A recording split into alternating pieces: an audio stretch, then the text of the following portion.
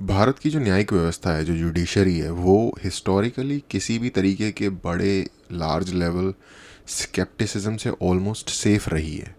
अगर हम देखें हिस्टोरिकल रिकॉर्ड, हालांकि रिसेंटली एक के बाद एक कुछ ऐसे न्यूज़ ब्रेक हुए हैं या कुछ इंसिडेंट्स हुए हैं जिन पे उनकी जो जजमेंट है, जो कि बेसिकली उनका काम है, कहीं ना कहीं क्वेश्चन हो रही है, और ओवरऑल उनकी इंटेग्रिटी पे भी कुछ क्वेश्चंस उठ रहे हैं।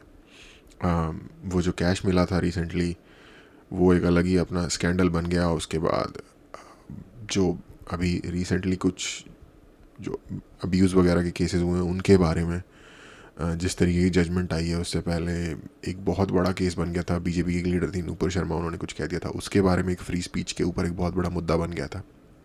तो जुडिशरी कंटिन्यूसली, और जस्ट ये नहीं है कि सिर्फ ये राइट या बीजेपी के लोग ही क्वेश्चन करते हैं, लेफ्ट वाले भी उनको क्वेश्चन करते हैं। कांग्रेस भी उनको क्वेश्चन करती है, कांग्रेस के सपोर्टर भी उनको क्वेश्चन करते हैं कि भाई बड़े बड़े लीडर या इंडस्ट्रियलिस्ट कैसे बिना किसी कॉन्सिक्वेंसेस के काफ़ी सारी ऐसी चीज़ें करने में कामयाब हो जाते हैं जो आम इंसान can never think of even getting away with. Anyway, इस पे अजीत भारती की एक इंटरेस्टिंग वीडियो है, वो देखते हैं।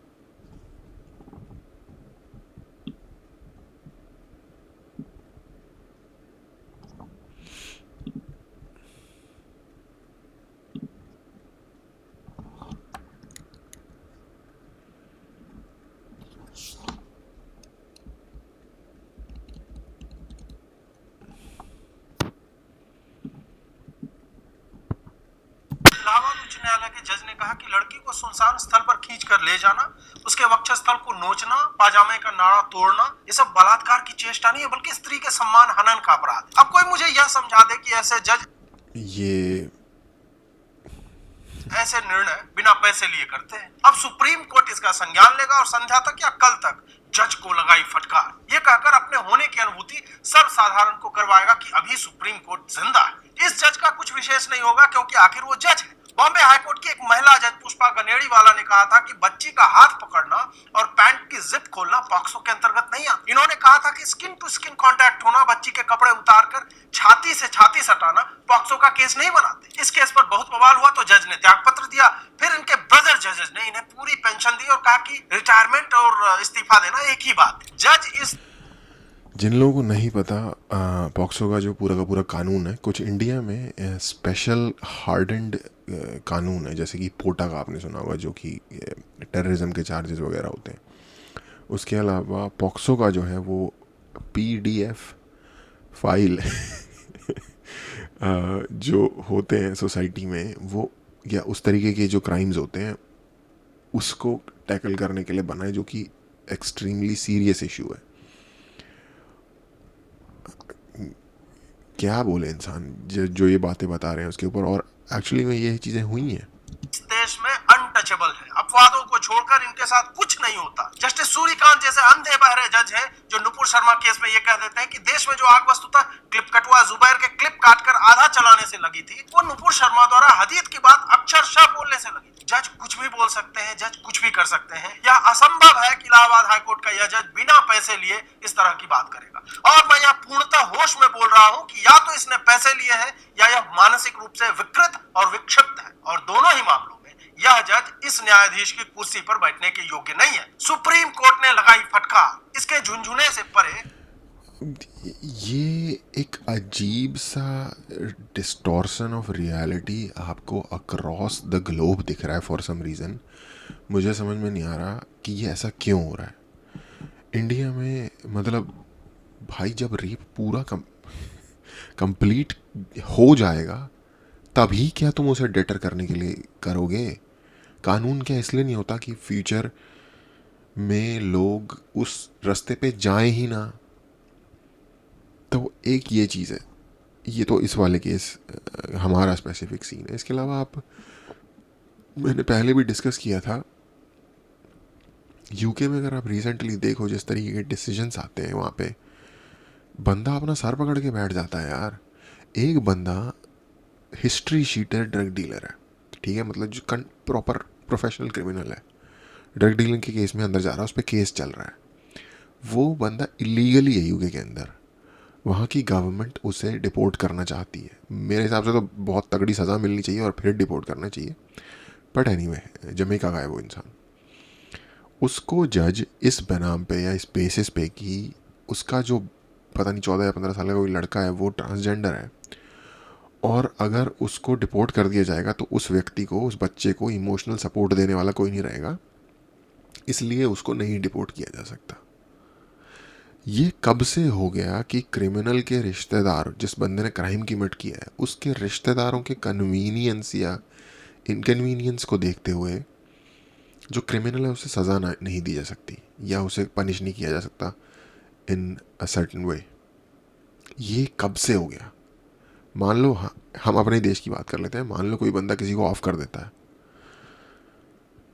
तो क्या इसलिए क्योंकि उसके बच्चे उसको मिस करेंगे या उसके रिश्तेदार उसके साथ बैठ के दारू नहीं पी पाएंगे अब तो अब उसे सज़ा नहीं मिली, वो जेल नहीं जा सकता? ये सोचने वाली बात है। और ये मैं एक एग्जांपल दे रहा हूँ, ऐसे अनेक, मतलब एक आई थिंक एक कोई स्टूडेंट थी, पता नहीं कंट्री भूल के कहाँ की थी, बांग्लादेश वगैरह की, वहाँ गई पढ़ने स्टडी के दौरान, स्टडी के बाद स्टडी करी नहीं, जाके पॉलिटिकल असाइलम अप्लाई कर दी, रिफ्यूजी क्लेम कर दिया अपने आप को, जो कि अपने आप में ही फ्रॉड है। उसके बाद उसका जो केस चला लंबा, उसके बेसिस पे जो, मतलब उसका पहले केस रिजेक्ट हो गया, फिर एक्सेप्ट हो गया, तो उसने कहा कि क्योंकि इन्होंने मेरा केस रिजेक्ट किया है तो मुझे फाइनेंशियल कॉम्पनसेशन दो इस बात के ऊपर, और पता नहीं कुछ, आई डोंट नो, मुझे अमाउंट याद नहीं है, कुछ extra ordinary extravagant amount court ने ऑर्डर कर दिया उस लड़की को देने के लिए, जो उनका इमिग्रेशन जो भी ब्यूरो था जिसने भी ये उसकी फ़ाइल रिजेक्ट की थी। तो उसके अलावा अभी आपने सुना होगा, लिटरली जो दुनिया के one of the violent gangs हैं, और few of the violent gangs हैं, उनके मेंबर्स को, जो कि यूएस के सिटीजन्स भी नहीं है, डिपोर्ट किया यूएस ने। एल साल्वाडोर में एक बहुत बड़ी प्रिजन है वहाँ पे। उसके ऊपर जज ने कहा कि नहीं ये गलत है, इनको वापस बुलाओ, इनको ऐसे आप डिपोर्ट नहीं कर सकते। ये लोग वो हैं जिन्होंने हर वो बुरे से बुरा क्राइम जिसके अगेंस्ट कैपिटल पनिशमेंट मिलना टोटली जस्टिफाइड है, इस तरीके के क्राइम कमिट किए हुए थे। वो तो चलो ट्रंप ने बोल दिया कि oh by the time the order came out the plane was already in the international air, तो अब अप्लाई नहीं होता आपका ऑर्डर उसके ऊपर। तो ये आप पूरी दुनिया, ये जस्ट इंडिया की प्रॉब्लम नहीं है, एक सुसाइडल, एक कनेडियन इंटेलेक्चुअल है, प्रोफेसर हैं, एवोल्यूशनरी बायोलॉजिस्ट हैं, गैड सैड उनका नाम है। जो लोग जो रोगन वगैरह फॉलो करते हैं उनको पता होगा, वैसे वो खुद भी काफ़ी पॉपुलर है यूट्यूब पे। उनका एक कॉन्सेप्ट है कि सुसाइडल एम्पैथी, और इस केस में वो चीज़ दिखती है होती हुई towards like extremely violent criminals, murderers, rapists. इन लोगों के टूवर्ड्स एक सुसाइडल लेवल की एम्पैथी है। तो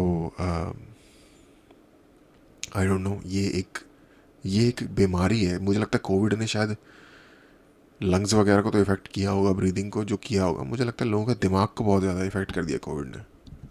क्या यह संस्था स्वयं की गरिमा स्वीकार्य स्तर तक लाने के लिए प्रयासरत भी आपको दिखती है? हर चीफ जस्टिस रिटायरमेंट के पश्चात ज्ञानी हो जाता है, ये करना चाहिए, वो होना चाहिए। कॉलेजियम का बवासीर यह देश ढोने को विवश है। जजों की कोई अकाउंटेबिलिटी नहीं है कि लोअर कोर्ट का निर्णय हाई कोर्ट पलटती है, फिर उसे सुप्रीम कोर्ट पलट देता है। कॉमन सेंस यह कहता है कि 3 में से कम 1 और अधिकतम 2 न्यायालय यहाँ गलत कर रहे हैं, पर कभी सुना है कि इन पे कोई कार्रवाई होती? जब न्याय विधिक नियमों के आलोक से परे ऑस्कर वाइल्ड की पंक्तियां सुनाने या विदेशी जज के ब्रह्म ज्ञान को कोट करने पर केंद्रित हो, तो न्यायपालिका जॉर्ज एने की द बालकनी का पर्याय बनकर रह जाती। कोर्ट में आदमी अच्छा, यहाँ पे एक चीज़ है समझने वाली। देखो,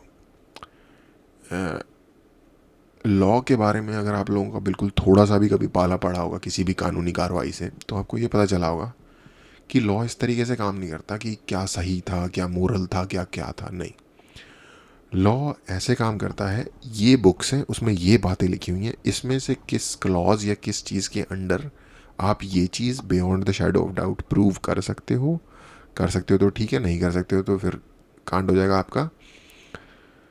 इस बेसिस पे जो लॉ की कार्रवाई है वो काम करती है। इट्स लाइक अ मशीन जो कोड एग्जीक्यूट करेगी, उसको मोरालिटी एआई समझ लो आप, उसको मोरालिटी फीलिंग्स इन चीज़ों से कोई लेना देना नहीं होता। ये लॉ की डेफिनेशन है। फॉर एग्जांपल अगर आपने लेट 19th सेंचुरी के जो ब्रिटिश नॉवेलिस्ट्स थे उनमें काफ़ी सारे कैरेक्टर ऐसे होते थे जो लॉ से डील करते थे या फिर किसी तरीके की हायर गवर्नमेंट पोजीशंस पे होते थे। फॉर एग्जांपल चार्ल्स डिकेंस की अगर आप नॉवेल्स पढ़ो तो मुझे एक स्पेसिफिक कैरेक्टर याद है। चार्ल्स डिकेंस का एक था, एक बच्चे का कैरेक्टर होता है, जो बच्चा होता है, मैं बुक का नाम इस वक्त भूल गया हूँ, ग्रेट एक्सपेक्टेशंस। चार्ल्स डिकेंस की बुक है ग्रेट एक्सपेक्टेशंस। उसमें कैरेक्टर है लॉयर का जो कि बहुत रिच बंदा होता है, बहुत ही लाइक प्रॉपर बंदा होता है। उसको कुछ भी बात ही समझ में नहीं आती इस चीज़ के अलावा जो कि लीगल वे के हिसाब से बन रही हो। तो लॉ एक उस तरीके की चीज़ है। लॉ में आप आइडियोलॉजी नहीं घुसा सकते। और यहाँ पे जो कह रहे हैं कि ऑस्कर वाइल्ड की पंक्तियों को कोट कर रहे हैं, ये चीज़ दिखा रही है कि व्यक्ति जो है वो आइडियोलॉजिकली एक सर्टेन पोजीशन होल्ड करता है और जो अपने डिसीजंस ले रहा है जो कि लॉ के बेस पे होने चाहिए, उसमें उसकी जो वो आइडियोलॉजिकल पिवट है उसका या फिर आइडियोलॉजिकल पोजीशन है वो उसके फैसलों को इन्फ्लुएंस कर रही है। अदरवाइज ऑस्कर वाइल्ड की इंडियन लॉ के अंदर कोई सिग्निफिकेंस नहीं है, जीरो, एग्जिस्ट नहीं करता। एनीवे ये एक ऑब्जर्वेशन है। ज्ञान सुनने नहीं जाता कि 4 साल की बच्ची के बलात्कारी का भविष्य है क्योंकि ऑस्कर वाइल्ड ने ऐसा कहा। आप सोचिए कि आपकी किशोरी पुत्री को 2 अपराधी खींच कर कहीं ले जाते हैं, उसके कपड़े फाड़ते हैं, उसे नग्न करने की चेष्टा करते हैं, छाती नोचते हैं और जज एक काला चोगा पहनकर आपको बताता है ये बलात्कार का प्रयास नहीं। क्या आपकी इच्छा नहीं होगी कि उसके सामने रखे हथौड़े को जज के बिना तुरंत तोड़े? मेरे शब्द इतने आवेशित केवल इसलिए है क्योंकि वो बच्ची मेरी बहन हो सकती थी, बेटी हो सकती थी। और ऐसी बहन बेटियों के साथ हर दिन ऐसा होता है जहां एक ऐसा जज उस कोर्ट रूम में एक बार और उसका मानसिक और भावनात्मक बलात्कार कर। To hell with your contempt, to hell with your shitty laws and to hell with your corrupt जज। ओके,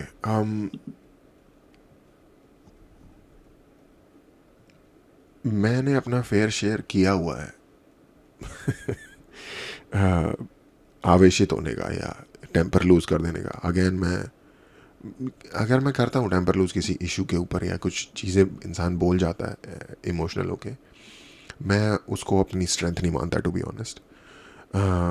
बट ये वो एक उस टाइप की सिचुएशन है जब कर जाएगा इंसान टेम्पर लूज। अगर आपकी ऑफ कोर्स डॉटर या सिस्टर या किसी भी फीमेल रिलेटिव जो कि हमारे सबसे, जिनके लिए हमारी लाइफ बेसिकली, जिनकी बेटरमेंट के लिए हमारी लाइफ में हमारा सबसे बड़ा मकसद होता है, उनके साथ अगर कोई ऐसी चीज़ हो जाए और उसके ऊपर कोई जज ऐसी बात करे तो शायद बिल्कुल अपनी जगह गलत नहीं है अजीत भारती जी कि इंसान का मन तो यही होगा, इमोशंस तो उसके यही होंगे, चाहे वो कर सके या ना कर सके। इसमें एक चीज़ मैं बस बात करना चाहूँगा इस बारे में जो इन्होंने जिसकी तरफ इशारा किया कि कोई अकाउंटेबिलिटी नहीं होती इस तरीके के एक्सट्रीमली इनअप्रोप्रिएट फैसले जो दे देते हैं उनके खिलाफ। इनफैक्ट मैं भी जो बात कर रहा हूँ या ये भी जो बात कर रहे हैं इसके बारे में इन कोर्ट कंटेम्प्ट का लॉ है कि कंटेम्प्ट हो सकता है, मेरे ऊपर हो सकता है, इनके ऊपर हो सकता है, क्योंकि हम मेयरली इस इशू के ऊपर बात कर रहे हैं। तो फ्री स्पीच कहाँ गई भाई? क्या इन लोगों की सैलरीज टैक्स के पैसों से नहीं आती जो हमारे द्वारा ही दिया जाता है? तो क्या ये लोग हमारे को बेटर सर्विस सोसाइटी बनाने के लिए प्रोवाइड नहीं कर रहे? तो क्या अगर ये लोग अपना काम सही से नहीं करते तो हमें हक नहीं है कि हम इन्हें क्रिटिसाइज कर सकें? तो किस बात का कंटेम्प्ट यार? और क्या अगर पूरी देश पे, पूरी दुनिया में कोई भी व्यक्ति अगर अपने काम में ढिलाई करता है या अपने काम को गलत तरीके से करता है मैलिस की वजह से, तो उसके लिए अगर उस कॉन्सिक्वेंसेस हैं, उसके लिए अगर प्रोटोकॉल्स हैं जिसका सहारा लिया जाएगा उस व्यक्ति को सज़ा देने के लिए उसकी गलत कामों के लिए, तो ये एक सर्टेन डिपार्टमेंट इम्यून क्यों है? इनको एक एक्स्ट्रा जुडिशरी को एक एक्स्ट्रा जुडिशियल हायर ग्राउंड क्यों मिला हुआ है? ये तो पूछने वाली बात है। और अजीत भारती जी के ऊपर काफ़ी लोग ये इल्ज़ाम लगा सकते हैं कि ये राइट के हैं और बायस्ड हैं और व्हाट्सओएवर जो भी ये हैं। आई डोंट थिंक ये इस चीज़ को छिपाते हैं, कोई डिफेंड करते हैं, कहते हैं खुल के बात कर रहे हैं, करता है बंदा अपनी। तो इस पर जो ये चीज़ है कि भाई जुडिशरी को अकाउंटेबल बनाओ, ये क्या एक लाइक फीफडम चल रहा है इनका अलग हमारी डेमोक्रेसी के with in the confines of democracy. इन्होंने एक सेपरेट फीफडम कैसे बनाया हुआ है? तो आई थिंक ये सवाल करने का हक है। आई थिंक एक जर्नलिस्ट के तौर पे ये अपनी जॉब को जस्टिफाई कर रहे हैं जब ये सवाल पूछ रहे हैं। और क्योंकि शायद सोसाइटी का बहुत बड़ा हिस्सा इधर सोचता भी नहीं है। एक बहुत बड़े टाइम तक मैं नहीं सोचता था। मेरी इस साइड पे अटेंशन रिसेंटली गई है। तो आई होप कि ज़्यादा से ज़्यादा लोग अवेयर हों और क्वेश्चन करें इस चीज़ के ऊपर।